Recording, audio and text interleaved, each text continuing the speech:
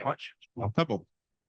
É um grande prazer que começamos aqui mais uma rodada de conversas e debates sobre um tema relevante de segurança pública aqui no nosso seminário de segurança pública promovido pelo IRI e pelo IDP. É o primeiro, né? Que venham outros para conversarmos mais sobre outros temas. O tema de hoje é cárcere como território do crime, o recrutamento de soldados. E aqui para conversar conosco estão o professor Guaraci Mingardi, analista criminal e membro do Fórum Brasileiro de Segurança Pública, Daniel Cerqueira, coordenador geral e idealizador do Atlas da Violência, Rosemary Raiol Moura, cofundadora do coletivo Felipa Maria Aranha, do estado do Pará, Maria Cristina da Silva Santos, historiadora, indígena de origem ticuna e fundadora da AFAPARO, né? Associação de Familiares de Presos de Rondônia. É um grande prazer tê-los e tê-las aqui na nossa conversa. Eu acabei não negociando antes quem gostaria de começar, mas não, professor Guaraci, por lá. Vocês estão de acordo? Pode começar? Pode ser? Então eu passo a palavra. A gente tem 10 minutinhos. Boa tarde a todos e a todos. Meu nome é Rosemary, mas prefiro ser tratada por Meire.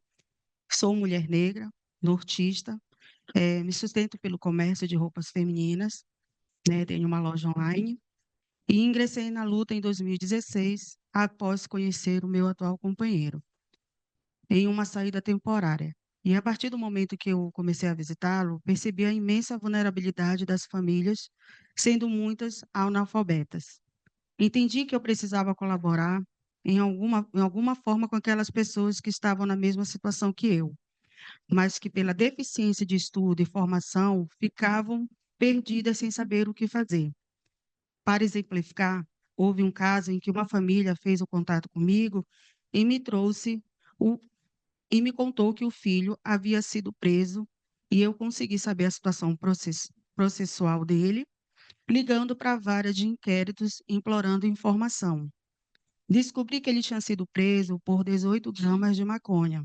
Orientei a mãe e vó dele a procurar a Defensoria Pública e fiquei ligando para a Defensoria e cobrando até ela entrar com um pedido de liberdade e ele foi solto.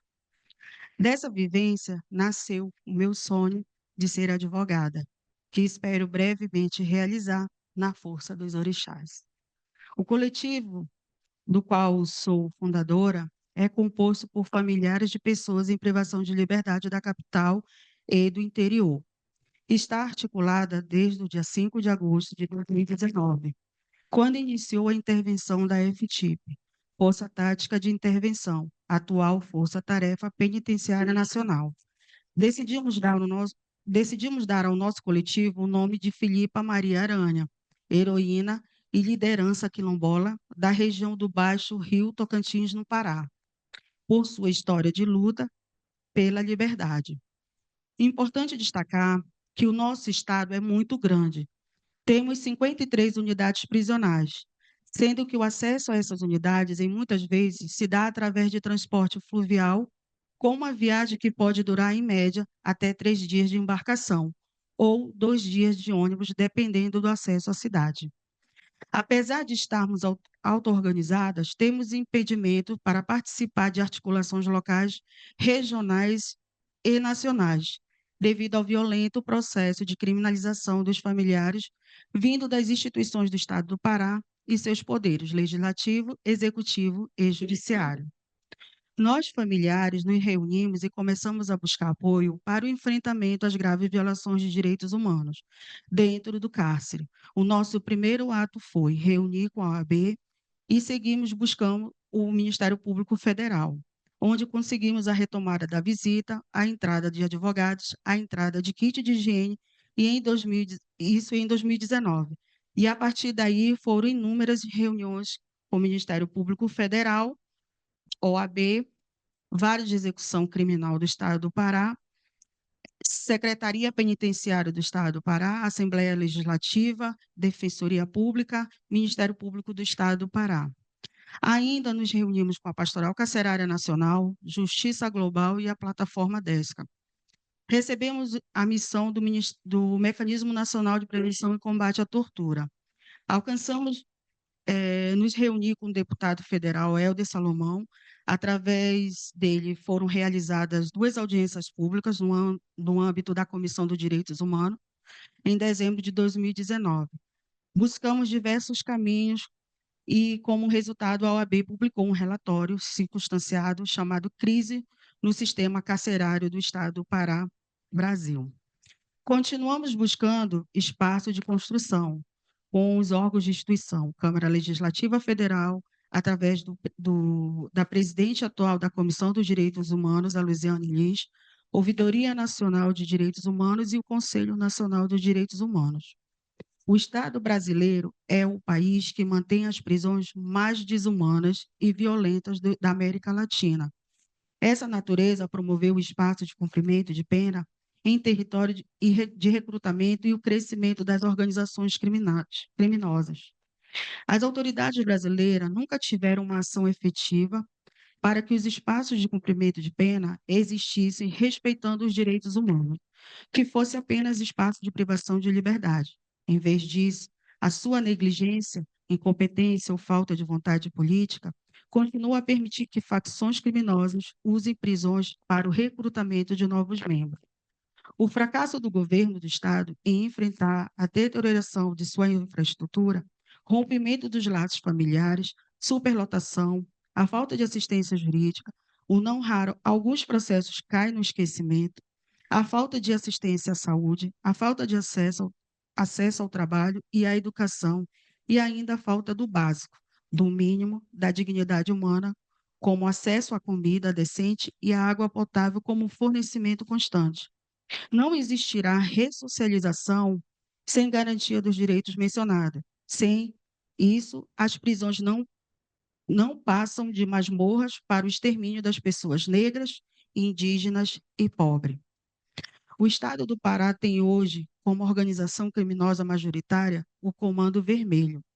Aliado a isso, o Estado exige das pessoas presas recém-chegadas que declarem qual sua afiliação criminosa, para que possam ser alojadas como membro da facção a qual pertence.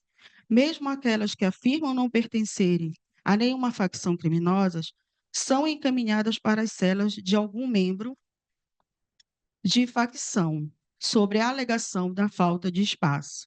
Nas celas, eles são pressionados a juntar-se ao grupo. Todos nós temos direito à vida, à liberdade, à segurança pessoal. Isso significa que ninguém pode ser morto, torturado ou submetido a tratamento cruel e desumano ou degradante. Mesmo que alguém tenha cometido um crime, isso não significa que perdeu seus direitos humanos. Todos os seres humanos têm dignidade intrínseca e devem ser tratados com respeito. As facções criminosas usam a prisão para recrutar membros e oferecem a proteção que o Estado não oferece. O sistema é o produtor e reprodutor de violências de direitos humanos e violências que resultam a indignação e levam a mais violência.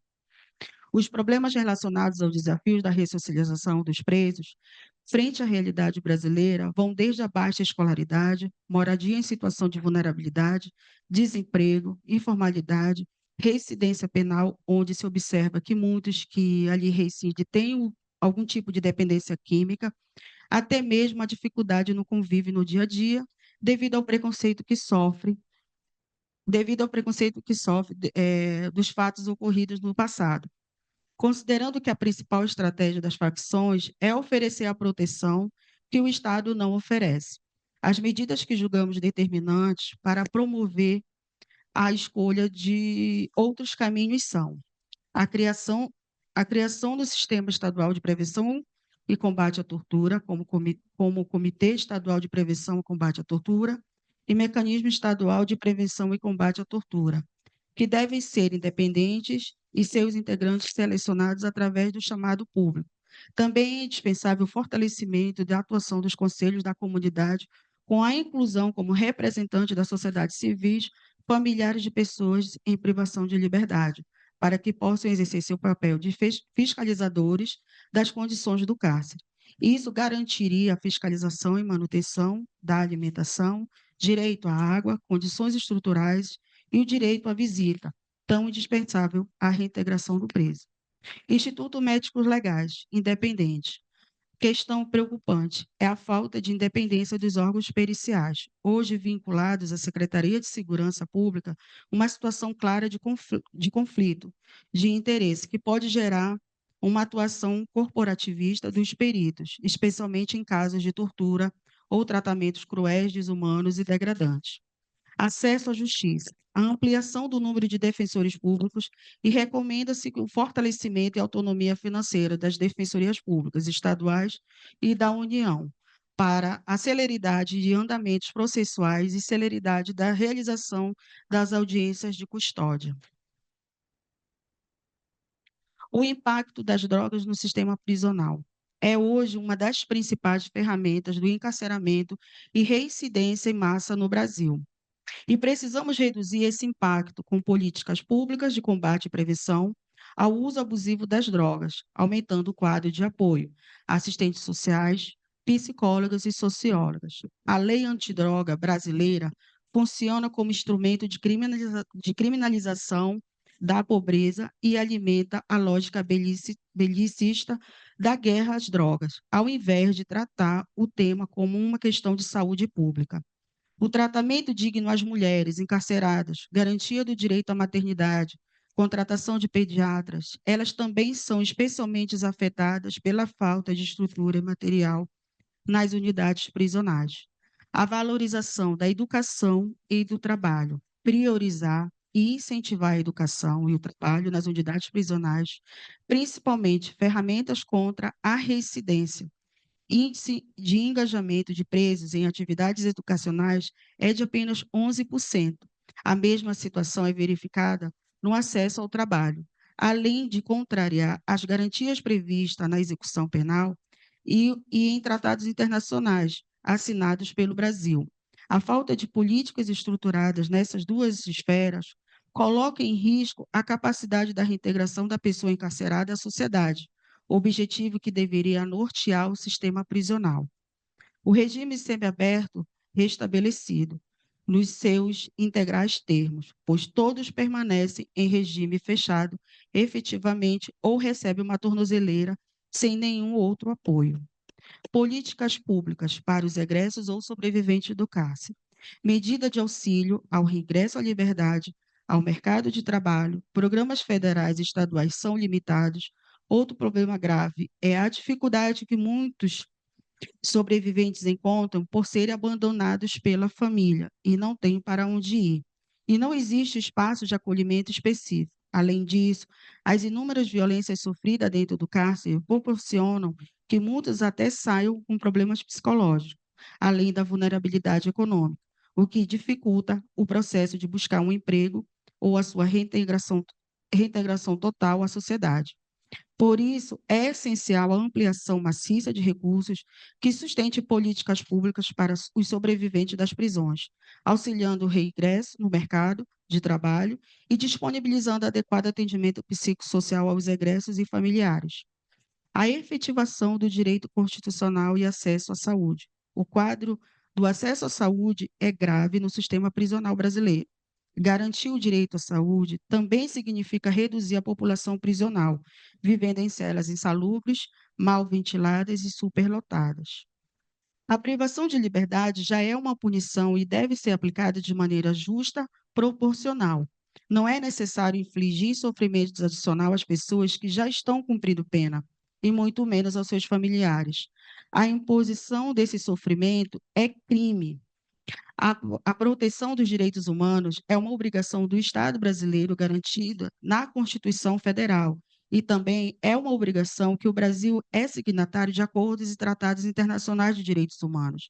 Isso significa que os governos devem garantir que as pessoas em prisões recebam um tratamento humano e que seus direitos sejam respeitados.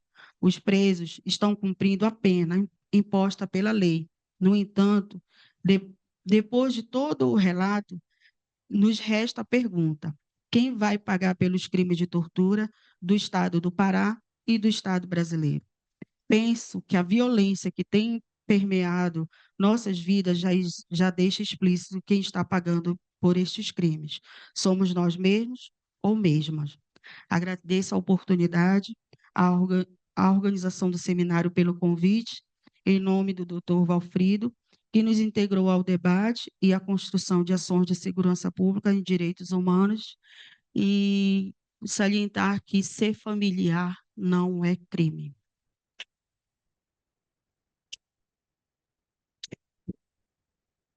Muito obrigado, Mary, pelas suas palavras. Eu passo aqui para o doutor Daniel Cerqueira. Professor. Muito obrigado, Gustavo. Em primeiro lugar, dizer quanto estou feliz aqui de estar com todos vocês, a gente poder compartilhar algumas ideias, né?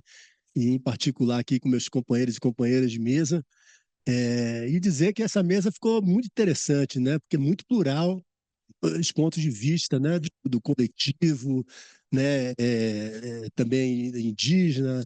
O Guaraci tem uma longa experiência na área de segurança pública e Ministério Público, e eu sou pesquisador, portanto, vou falar do meu campo, falar do que a pesquisa pode ajudar a pensar esses temas. Então, eu basicamente, nesse meu quinhão de quantos minutos? 8. 8.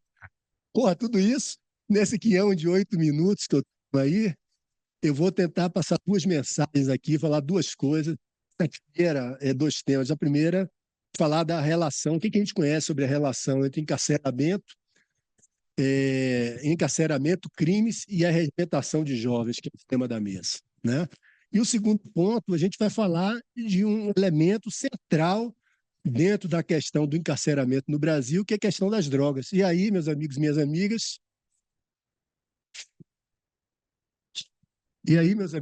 amigas, eu vou trazer aqui, dar um spoiler, por favor, não espalhe, de algumas simulações de dados que nós vamos divulgar no Atlas da Violência, agora no próximo dia 18, sobre a questão das drogas, né? E, em particular, essa miséria intelectual, política, que a gente vê no Congresso com a aprovação da PEC, aprovação no Senado, né? Da PEC dessa questão das drogas. Então, para fazer um lead aqui, um resumo desse primeiro ponto, eu queria dizer o seguinte: eu queria fazer uma analogia, porque, em homenagem ao governador Caiado, que esteve ontem aí, que todo mundo gostou muito da palestra dele. Oi? Adora, adora. Ele foi a sensação, né? Então, como ele fez aquela analogia, aquela médica, eu também queria fazer uma analogia médica para dizer o seguinte: prisão ela funciona que nem um antibiótico. Ou seja, se você tem uma infecção, eventualmente precisa tomar um antibiótico. Só que se você ficar tomando antibiótico por qualquer gripe, qualquer coisinha, o que a gente vai criar? Superbactérias. E a prisão, na verdade, e o encarceramento em massa é o elemento que fez germinar essas cerca de 70 facções criminais que aterrorizam o Brasil, todas elas nascidas dentro do cárcere. Desde o primeiro, você vê o Comando Vermelho, que não era Falange, que, na verdade, eles, antes de chamar Falange, eles chamavam a turma da Lei de Segurança, que era a turma do Fundão, lá do presídio Cândido Mendes, lá na Ilha Grande, né? E que depois virou. Né? Então, basicamente, nós temos uma situação de proliferação dessas facções criminais, todas elas nascidas, dois pontos, do encarceramento e das condições precárias que existe hoje no sistema prisional, que nós vamos falar um pouco. Né? Então, basicamente, o que a literatura científica diz sobre prisão? Porque as pessoas enchem a boca, né? Tem que entender mesmo, é isso. Mas, no entanto, a gente tem muito homicídio, o Brasil é o país da impunidade, então, o que é isso? O que é que dizem as pesquisas quantitativas internacionais 4 décadas, 40 anos de estudos nessa área sobre prisões e crimes, endurecimento penal e crime? Há um consenso. O consenso é o efeito da prisão sobre crimes. Quando algum pesquisador consegue achar algum efeito positivo de mais prisões, menos crime, ele é muito próximo de zero. É muito pequeno esse efeito. E, além disso, além de ser pequeno, numa análise econômica de custo-benefício, quanto custa para a sociedade essas prisões, ela é inviável economicamente. Então, a prisão é um mau negócio para a sociedade, né? E, além disso, chegou-se também ao consenso que a prisão, claro, a gente não pode generalizar. Para quando a gente está falando de segregar presos de alta periculosidade, em alguns casos é fundamental você ter a prisão, mas você não pode usá-la indiscriminadamente achando que com prisão você resolve tudo, né? Como a gente tem o famoso populismo penal, né? As várias leis que a gente teve aumentando o encarceramento. Então, se a gente for olhar desde 1980, ou desde o que a gente viu? Eu não sou advogado, mas eu sei que, por exemplo, na Constituição previa os crimes hediondos. Em 90, essa lista saiu uma lei dizendo que crimes hediondos era essa, aumentando a dureza das penas. Em 94, também. Em 98, outra lei. 2006, a lei de drogas, que terminou saindo com esse efeito daí. Então, a gente teve, no Brasil, durante esse período, né, a história do Brasil nesses últimos 40 anos é uma história de populismo penal, de encarceramento em massa e, ao mesmo tempo, de aumento de crimes. Então, eu vou dar alguns dados para vocês, né, só para a gente ver como que essas relações, esses efeitos sobre prisão, sobre crime, que já foram estudados e estão lá na literatura científica, que ele não funciona, né, esse remédio, né? Vou dar só um exemplo com alguns poucos números do Brasil. Em 1981, a gente tinha aqui no Brasil 50.802 detentos. Em 2021, 40 anos depois, a gente tinha algo como 820 mil detentos. Então, houve um crescimento de 1.500% no número de detentos nesse período. E que maravilha! Então, a gente conseguiu diminuir crime. Não, o número de homicídios aumentou de 15.216 em 81 para 47.847 em 2021, ou seja, um aumento de 214%. Então, o que nós estamos dizendo é o seguinte: na verdade, a gente está repetindo uma dose de um remédio que não funciona. E, além de não funcionar para tornar a sociedade mais segura, o tiro sai pela culatra. Cria essas superbactérias que são as facções criminais, né? Então, meus amigos, deixa eu ver o que eu queria falar aqui. Deixa eu ver minha colinha aqui. Então, como diria o meu saudoso professor, economista Mário Henrique Simonsen, que era um cara inteligentíssimo, mas era um cara jocoso. Ele perdia o amigo, mas não perdia a piada, né? E ele falava o seguinte, que ele criou o princípio da indução invertida no Brasil. Sabe o que é isso, o princípio da indução invertida? Ele dizia o seguinte, que no Brasil, quando você faz uma política pública que não funciona, aí é que a gente vai repeti-la indefinidamente para ver se um dia a gente vai resolver. E é isso que nós temos feito. Então, nós saímos em 79 uma facção, hoje nós temos mais de 70. Uma vez eu fiz uma pesquisa, contei, tinha mais de 70, agora os jornais estão falando de 70 e poucos.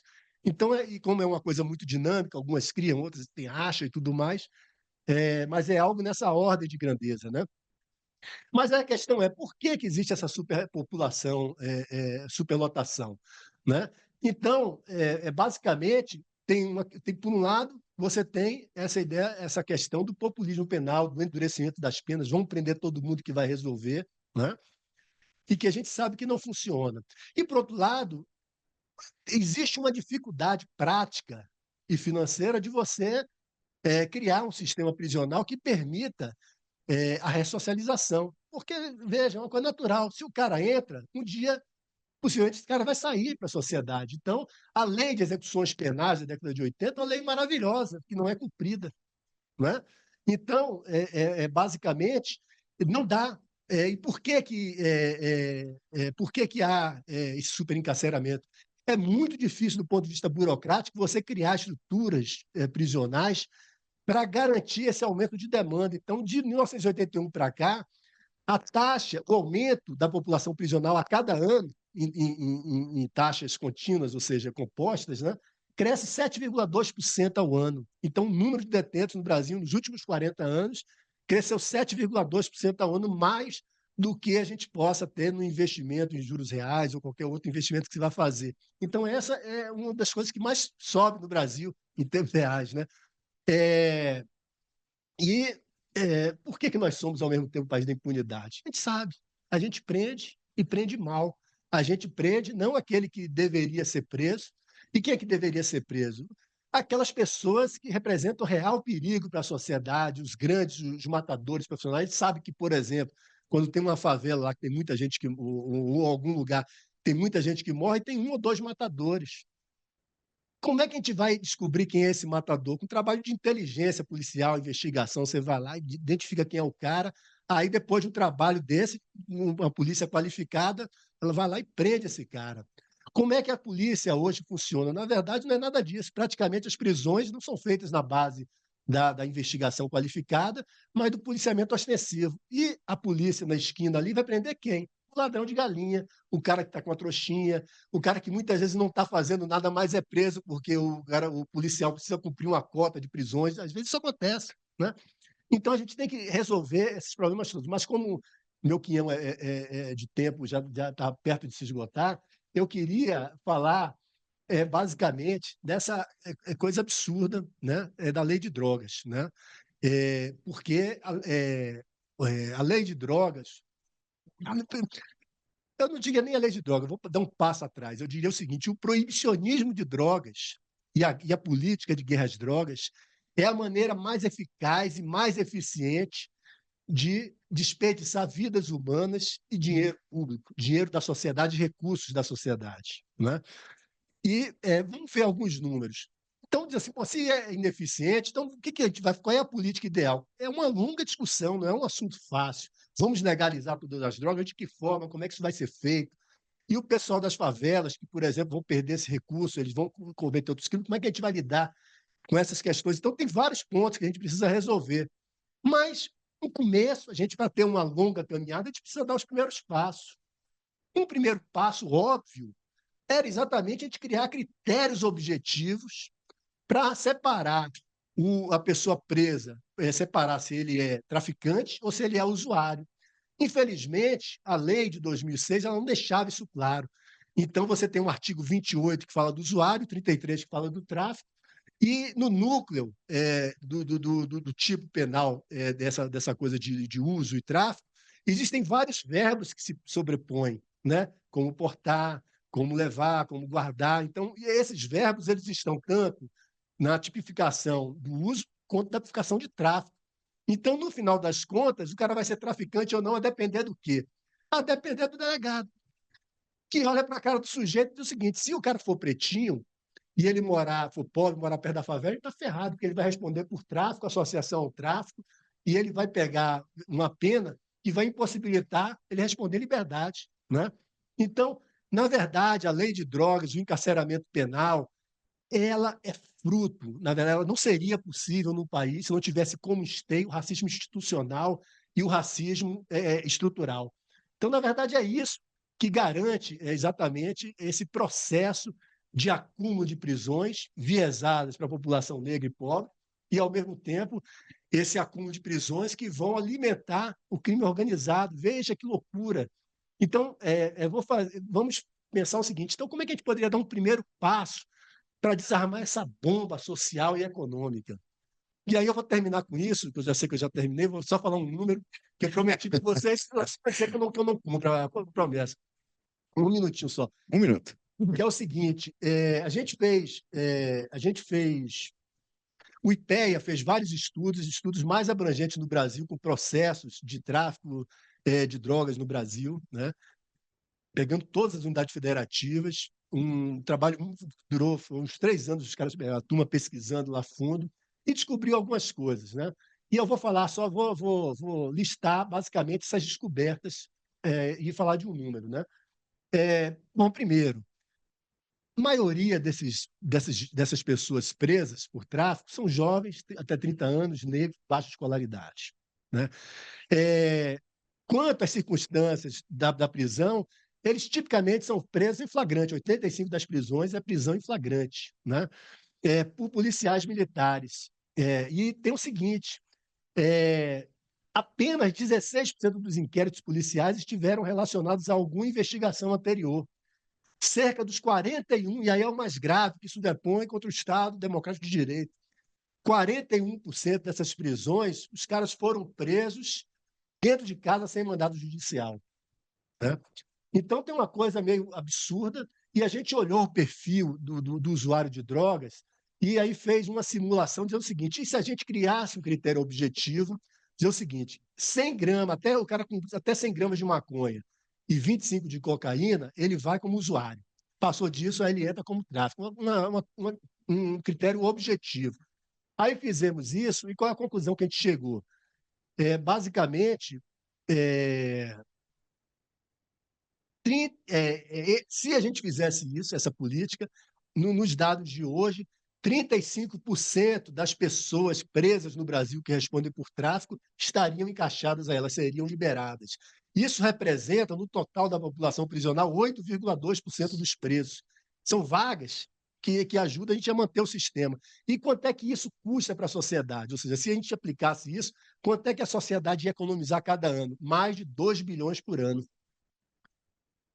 O preso, os cálculos que são feitos aí, Senapen e o CNJ e tudo mais, na minha opinião, eles subestimam o custo do preso, né?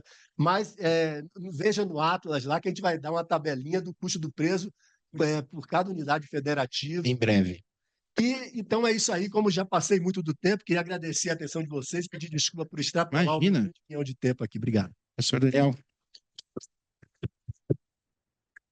Professor Daniel, muito obrigado. O Albert Einstein está certo. O tempo é relativo. E quando a gente entra aqui nessa sala, o tempo é muito mais rápido do que lá fora. Tem uns 10 minutos aqui, equivale a meia hora lá fora. Para lá é muito tempo, para cá é pouco tempo. Não, mas eu tenho certeza que a nossa plateia concorda comigo. Professor, agora sim, passo a palavra para você. Eu vou tentar ser um pouco mais sucinto que meu colega de muitos anos aqui, ela até agradeceu, mas é o seguinte, eu estou há muito tempo nessa área, como ele falou, eu acho que tem só uma pessoa no Brasil que está há mais tempo do que eu na área de segurança pública, eu não vou mencionar quem é. Eu trabalhei no Ministério Público, fui coordenador de inteligência do Ministério Público de São Paulo durante 8 anos, não sou promotor, graças a Deus, eu trabalho para viver, e trabalhei no Ministério da Justiça, trabalhei na Comissão Nacional da Verdade, fui investigador de polícia, fui chefe das investigações de uma CPI, Comissão Parlamentar de Inquérito da Assembleia de São Paulo, sobre crime organizado.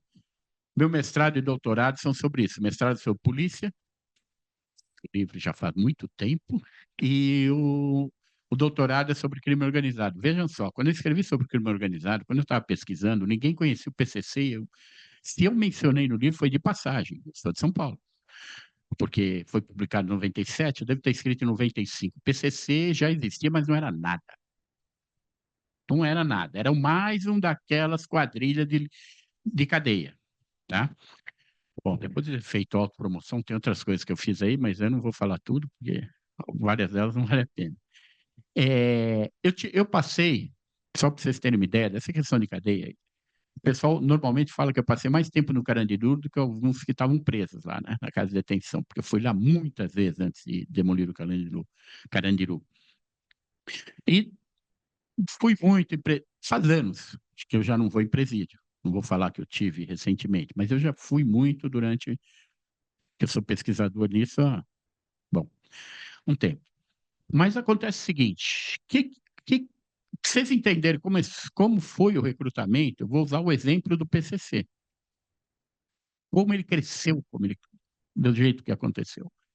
Bom, primeiro apareceu aquela ganguezinha de cadeia, tem aquela história toda, que era um grupo, que era um time de futebol entre presos ali, que chamava Primeiro Comando da Capital, no interior de São Paulo, no Vale do Paraíba, que era era o Presídio de Segurança Máxima de São Paulo da época, que agora não é nem perto de Segurança Máxima.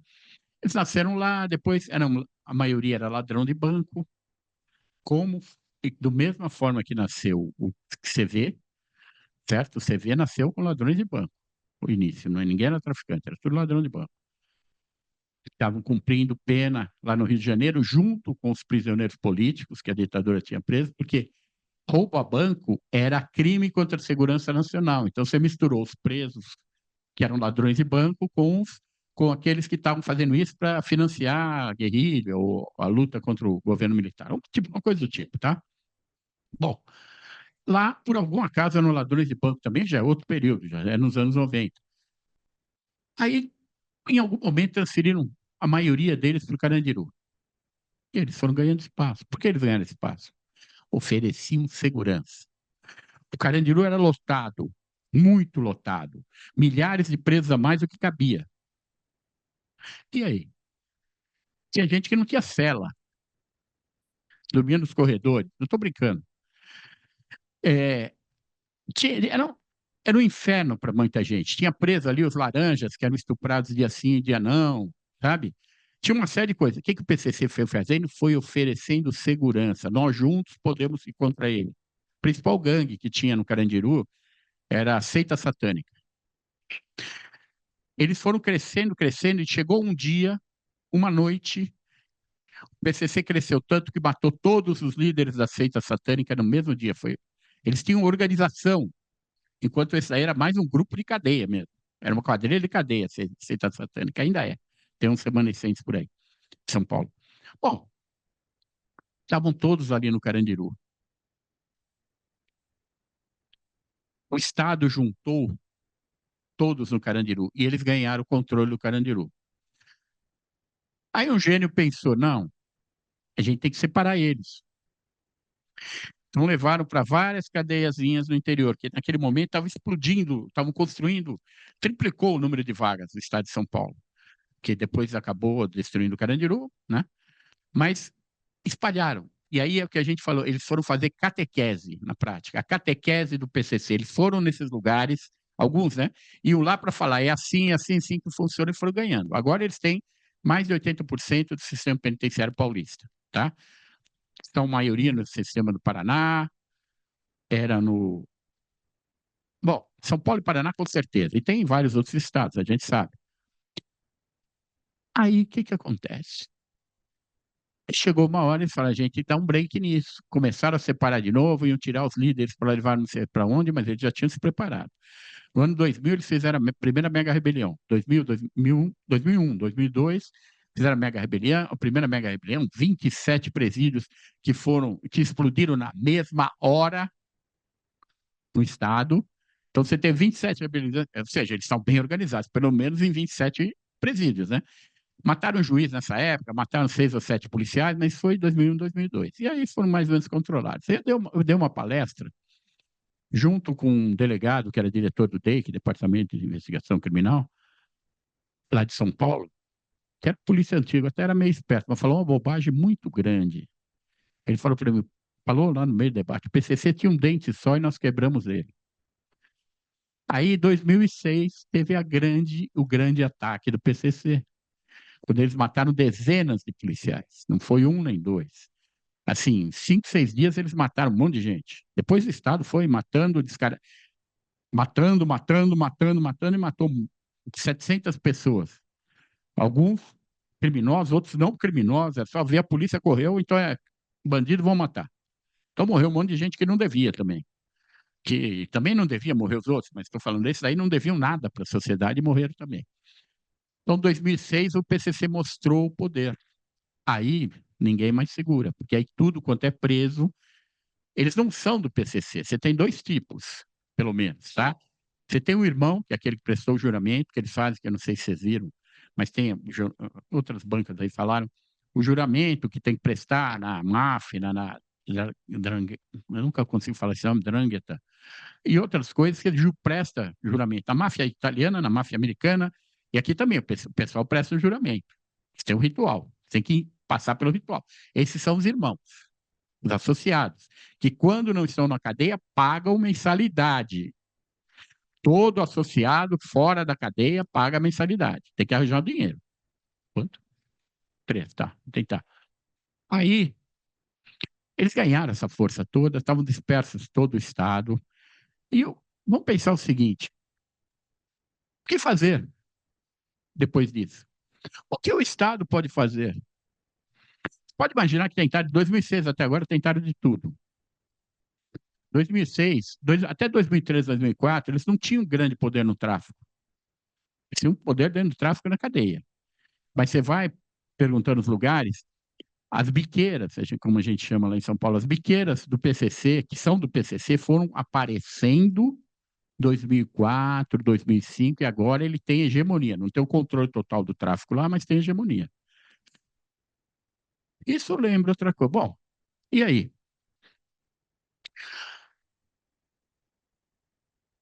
O que fazer?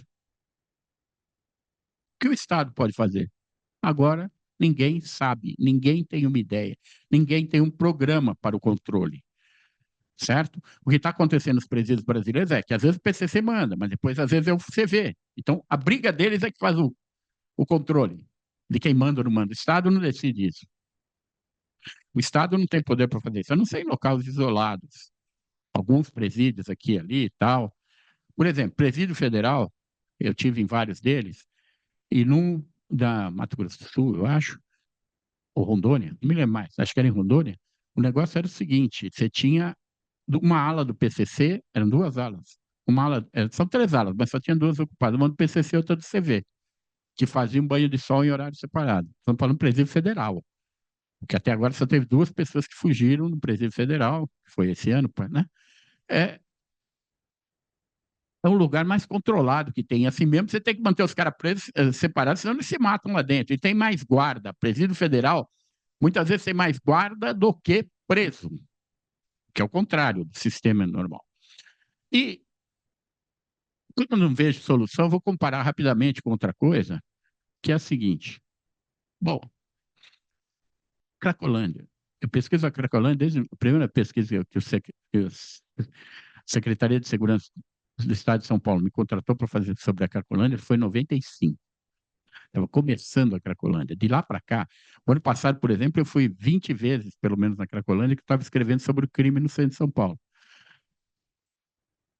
O que você faz com a Cracolândia? Alguém tem alguma política? Não tem. Não existe. Então é a mesma coisa. Nós temos dois grandes problemas no estado de São Paulo, né? O controle que o PCC exerce sobre os presídios é um problema, certo? Porque você quiser, mesmo que você queira fazer uma política boa para o sistema prisional, você tem que pedir licença para eles. Senão não funciona. Sem o PCC aceitar, não vai funcionar. O pequeno tráfico, porque a Cracolândia é o local onde tem microtraficante e usuário no fim de carreira. É o noia, que nem a gente fala, que é o usuário de cocaína na rua, morando na rua. Você não tem uma solução para isso. Você aparece com loucuras. O atual governador, que nunca morou em São Paulo, não conhece nada, foi eleito, eu não sei por quê, certo? Ele fala o seguinte, que eles vão construir o Palácio do Governo, vai ser transferido do Morumbi, local chique, para lá, para o centro.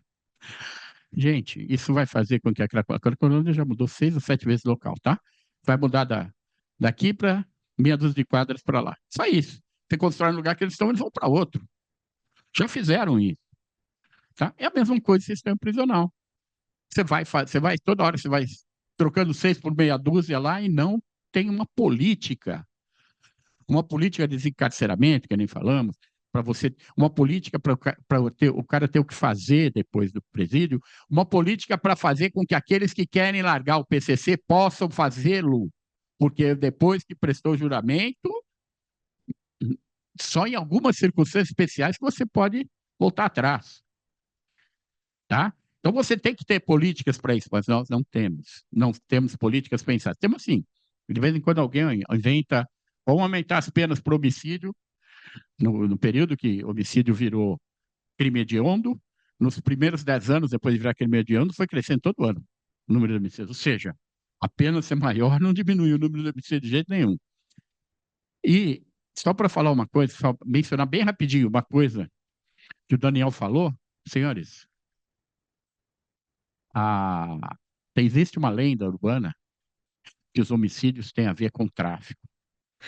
Alguns têm. No Rio de Janeiro, tem muito homicídio a ver com tráfico, por causa das brigas. Tem outros estados que isso acontece. No Ceará, eu fiz uma pesquisa lá, que eu estava fazendo um manual de investigação para a Polícia Civil de lá, de investigação de homicídios. Então, acompanhei o pessoal de homicídios lá durante meses.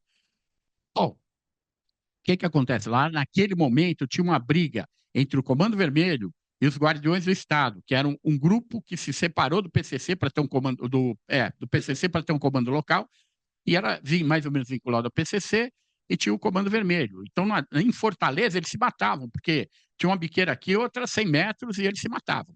Naquele momento, lá, os homicídios tinham a ver com isso. Agora, eu fiz uma pesquisa em São Paulo, numa época que falavam que mais de 80% tinha a ver com homicídio, tinha a ver com tráfico, e o Renato Lima, que é presidente do Fórum, depois repetiu minha pesquisa para a cidade inteira.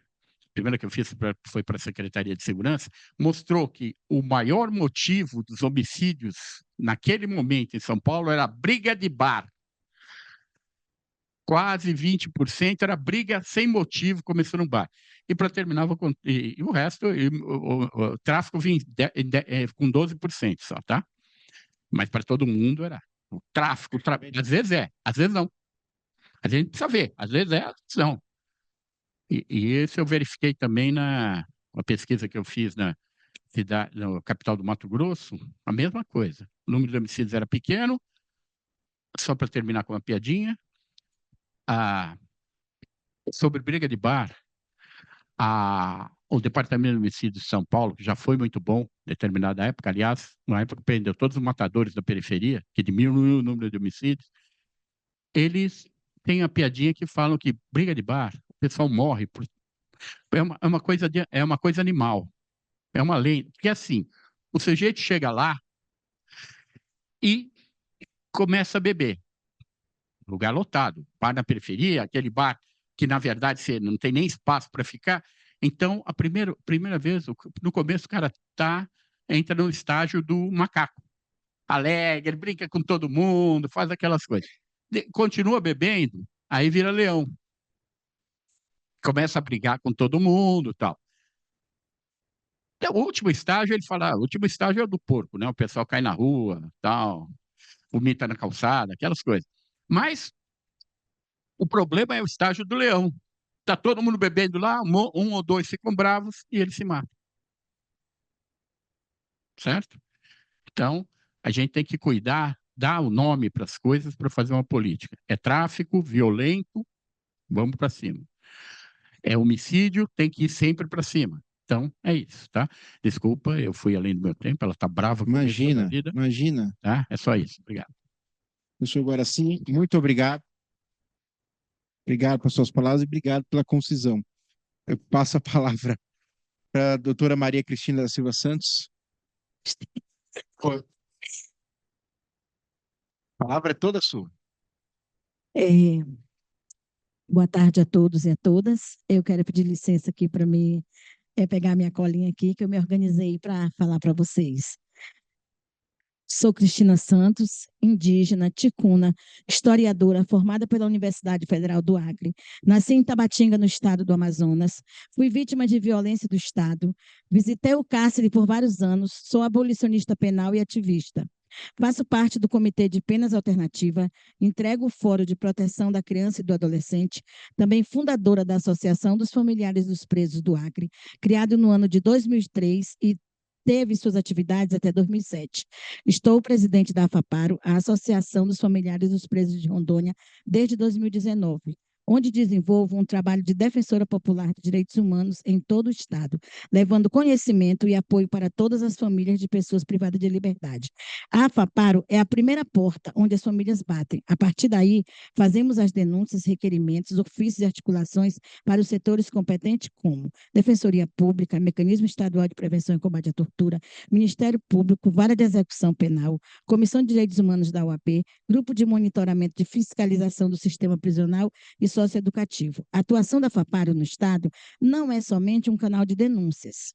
Somos um espaço de transformação social para centenas de famílias, como acabei de dizer, também fazemos questionamentos, provocações e articulações com o objetivo de contribuir e somar para a ressocialização de presos e presas. Exemplo, vou me atrapalhar. Reunião mensal com a SEJUS, Secretaria de Justiça e Segurança Pública e todos os órgãos envolvidos em segurança nas unidades prisionais, onde contribuímos com a construção de portarias. A cada semestre, a FAPARO se reúne com todos os diretores das unidades prisionais, levando demandas e discutindo soluções.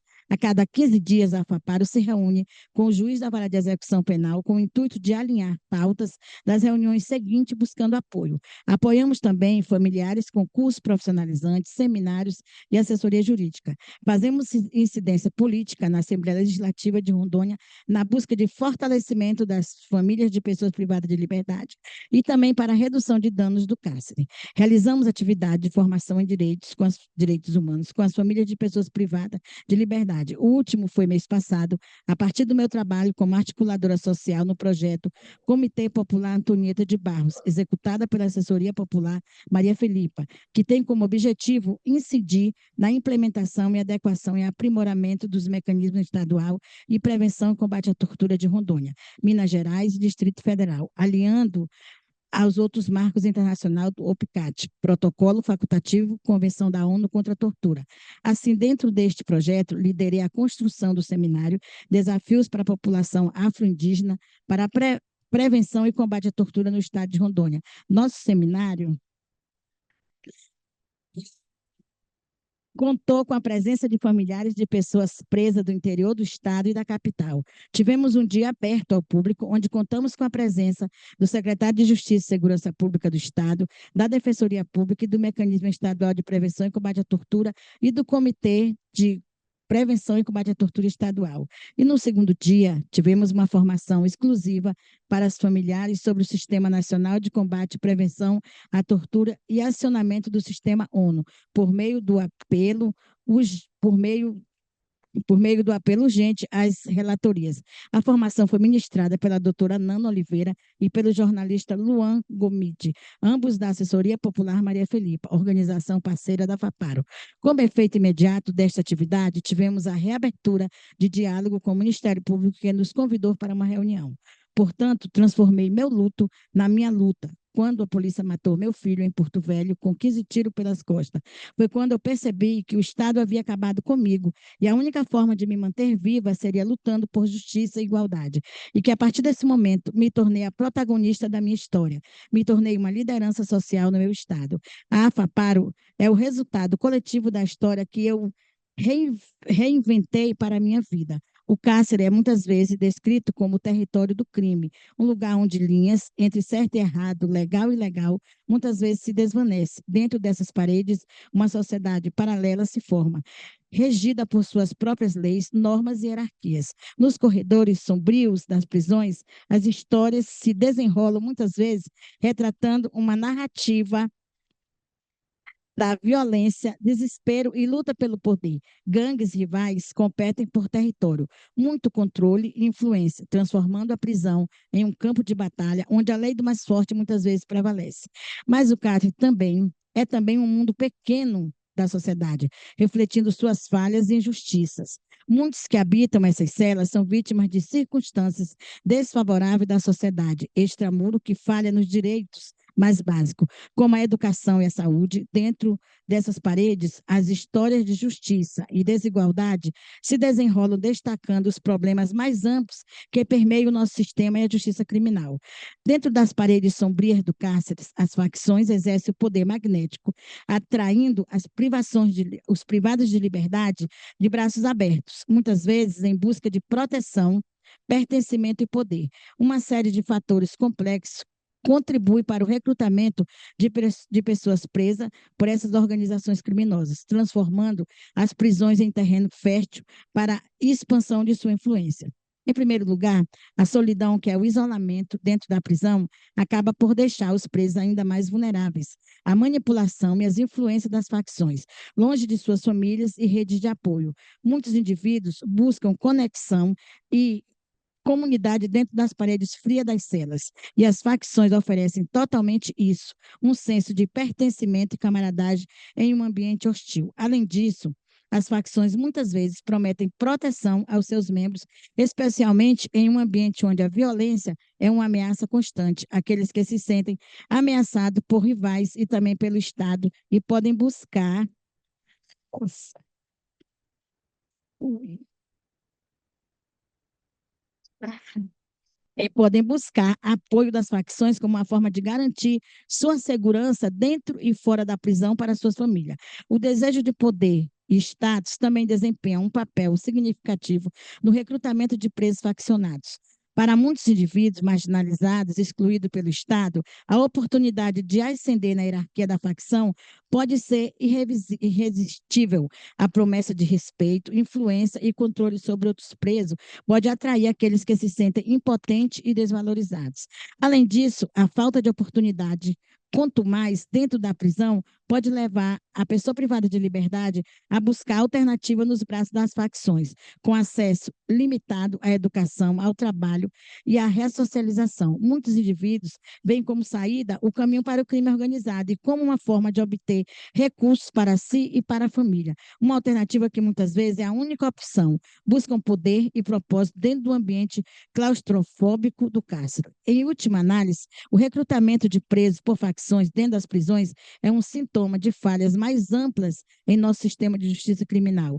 Enquanto não abordarmos as raízes profundas da criminalidade e desigualdade social, as facções continuarão a prosperar dentro das paredes do cárcere, explorando a vulnerabilidade e o desespero daquelas que foram abandonadas pela sociedade. Lembrando que este abandono já ocorre antes mesmo do ingresso no sistema prisional.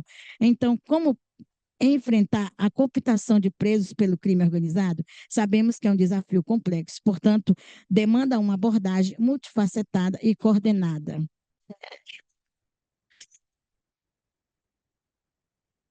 Eu... Ainda assim, nossa experiência e nosso saber como historiadora propõe implementarmos as seguintes estratégias para lidar essas questões. Reintegração social. Investir em programas eficazes de reintegração social para pessoas presas é crucial. Isso inclui oferecer oportunidade de educação dentro do cárcere, treinamento profissional, assistência psicológica e apoio na busca de emprego, após a sua liberdade do cárcere, e segue em cumprimento de pena por meio de monitoramento eletrônico, ou seja, precisa de um preparo nos meses antes da saída do sistema prisional. Quanto mais oportunidades legítimas os presos tiverem após deixar a prisão, menos propensos estarão a se envolverem novamente no crime. Combate à corrupção. É essencial combater a corrupção dentro do sistema prisional e entre os agentes responsáveis pela aplicação da lei. Isso inclui medidas como fiscalização rigorosa, treinamento adequado para funcionários, transparência nas operações e responsabilização efetiva para aqueles envolvidos em atividades ilícitas. Parceria com a sociedade, trabalhar em estreita colaboração com a sociedade civil organizada e grupos comunitários pode ser benéfico para fornecer apoio complementar ao do Estado aos presos e suas famílias. Isso pode incluir programa de mentoria, apoio emocional, assistência na obtenção de moradia e acesso a serviços sociais e básicos. O Estado deve deixar de ser omisso e garantir a segurança nas unidades prisionais de todos que ali se encontram em cumprimento de pena, garantir o mínimo de respeito ao direito da pessoa presa previsto na Lei de Execução Penal e cumprimento dos tratados internacionais. Educação e conscientização, promover a educação e a conscientização sobre os perigos da cooptação pelo crime organizado é essencial, tanto dentro quanto fora das prisões. Isso pode envolver campanha de sensibilização, programas de prevenção nas escolas e a promoção de modelos positivos de conduta para os jovens em risco. E, por fim, essas estratégias, como implementadas de forma coordenada, podem contribuir com a redução da vulnerabilidade de presos e presas, a cooptação pelo crime organizado e a promover uma sociedade mais segura e justa. Assistência jurídica adequada aos presos. O Estado não fornece assistência jurídica adequada nem antes da prisão, no momento da defesa processual. Infelizmente, a Defensoria Pública não tem estrutura suficiente para elaborar defesas que enfrentam o punitivismo arraigado no sistema de justiça criminal. Não é possível que a mesma defesa sirva a todos os processos. E quando está na fase de execução penal, esta assistência é ainda mais deficitária. Fortalecer a assistência judicial nas prisões alcança também a perspectiva de sonhar com o futuro, saber exatamente quando haverá benefícios e progressão de pena. Isto é fundamental para lidar com a ansiedade gerada pelo cárcere. Agora é a última.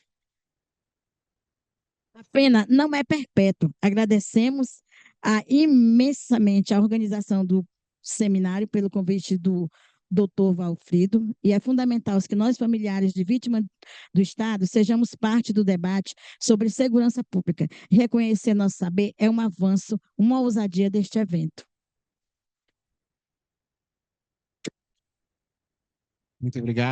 Muito obrigado a todos e a todas.